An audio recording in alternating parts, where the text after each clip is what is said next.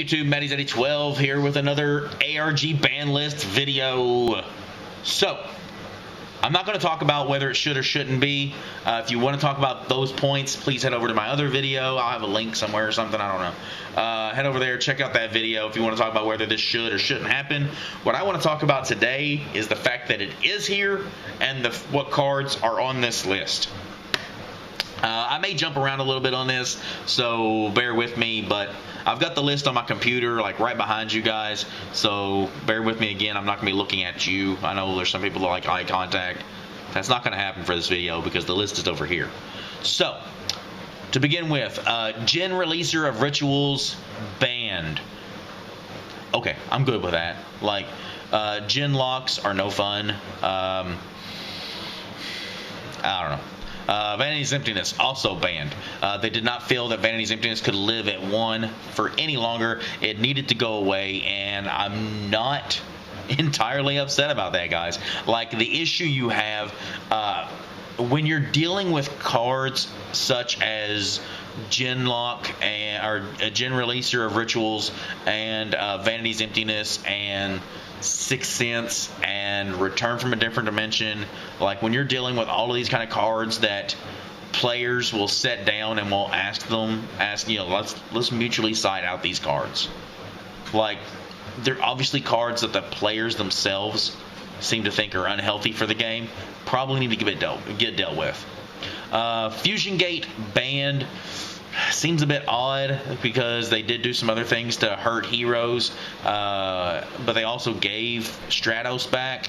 So is there some kind of busted hero fusion deck, that hero gate deck that I don't know about right now? Probably. It's an enabler that could start to make a lot of things really stupid. So Fusion Gate's gone. I can understand that. Royal Magical Library, the exact same category as Fusion Gate. With Chicken Run coming out soon, Royal Magical Library was going to get really dumb, really fast. Nip it in the butt before it's a problem. Necros of Trishula. This was the boss monster of Necros. Like, you've got other options for bigger monsters, but this was the one that banished the 3, which is, you can play around, but you also have to be conscious of it the entire game, so you have to play around it the entire game. So that makes it rough. But, I mean, you leave it at 1. You can still discard Unicorn to get it. You can search it at any time with Bryo. Sure, Trishula's gone. Like, it's not horrible. Lavable Chain is banned. There are a lot of people that are going to say that Lavable Chain can live at 1, and there's no reason for it not to be able to do that. And to them, I feel like those guys are all playing some kind of rogue deck where all they were playing was just one of anyway, and it didn't actually combo out with Lavable Chain. Any deck that has ever comboed out, better yet, tell me a deck that has used Lavable Chain to combo out, such as Infernities, Blue-Blooded Oni. Now, tell me a deck that has used Lavable Chain like that and has been healthy for the game. I mean, it's going to be hard to find. So the banning of Lavable Chain does not seem unwarranted. All right, restricted to 1. Seer, Malbranch of the Burning Abyss. I'm going to talk about that, and I'm also going to talk about Dante, restricted to 2. I'll talk about that at the same time. Burning Abyss is still going to be good, guys. It's not going to be near as good, obviously. Seer was a lot better mechanic to that deck than what we all were willing to open our eyes to see. So losing Seer is going to hurt the deck. It's not going to cripple it. Dante to 2.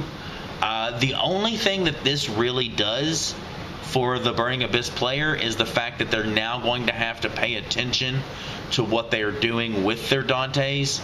So when Dante goes to the grave and you have the opportunity to add one back to add a Burning Abyss back to your hand, if both of your Dantes are gone, you're going to have to add a Dante back. Other than that, Dante to 2 does not really change a whole lot of things, other than maybe you are running less Downer Magicians. So Seer to 1, Dante to 2. I don't feel that really cripples Burning Abyss as much as you guys may think it does at the immediate sight of it. El Shaddoll Construct to 1, El Shaddoll Fusion to 1. Construct was the more, even though Winda seems more crippling, Construct was the harder one to play around. And the more beneficial, because not only do you get the Catastor style effect, but you also get the Foolish Burial when it's summoned. So the fact that you get the multiple effects, Construct to 1, makes a little sense. El Shaddoll Fusion to 1 is an absolute must. El Shaddoll Fusion, being a quick play, is absolutely amazing. You're able to combo out and OTK your opponent with the El Shaddoll Fusion. You are not able to freely do that now that El Shaddoll Fusion is at 1. Now you have to either choose to try to play around your opponent's play, or use El Shaddoll Fusion to try to OTK your opponent. One of those two is now going to have to be your choice. Bubbleman to 1 and Stratos to 1. Bubbleman to 1 really kills heroes more than what you think. Your Exceed plays usually build off of Bubbleman, and with Bubbleman at 1, you're not going to be able to do that. Stratos, I actually feel may be a problem because of the fact of not only do we have Stratos, but we still have 3 Call the Haunted and 3 the Dragon Souls thing that you guys know what I'm talking about, that brings back the monster and turns it into a worm. The thing that Stellar Knights was using. You know what I'm talking about.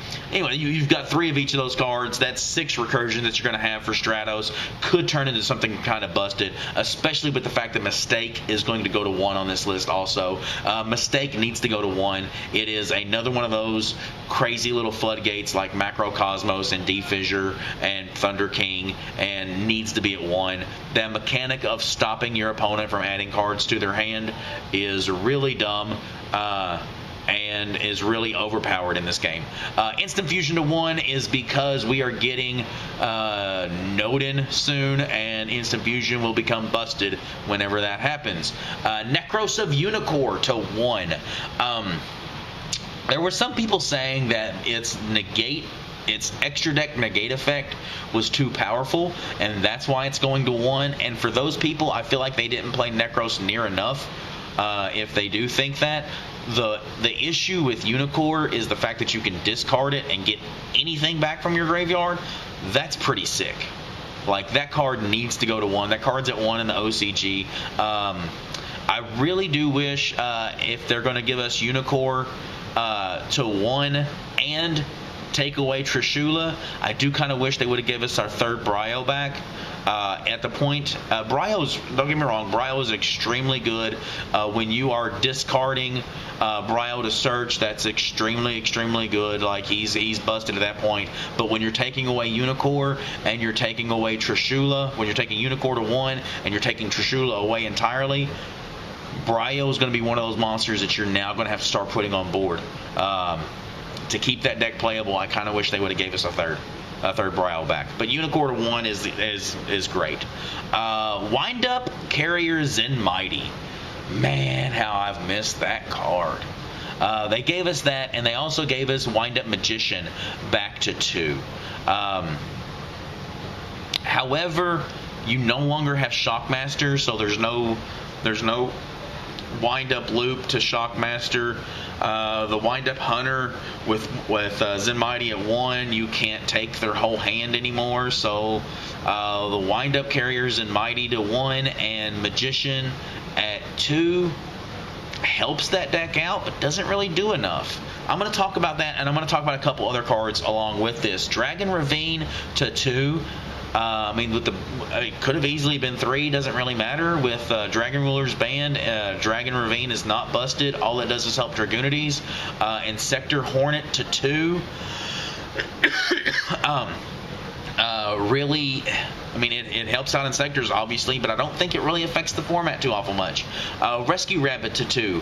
Again, helps out Evil Swarm, helps out Dino Rabbit of some sort, but doesn't really change those decks too awful much when it comes to the whole format. I commend them for wanting to bring back these fan favorites to give us more decks to play. However, I do kind of feel like they are giving players a false. They're giving casual players a false sense of hope.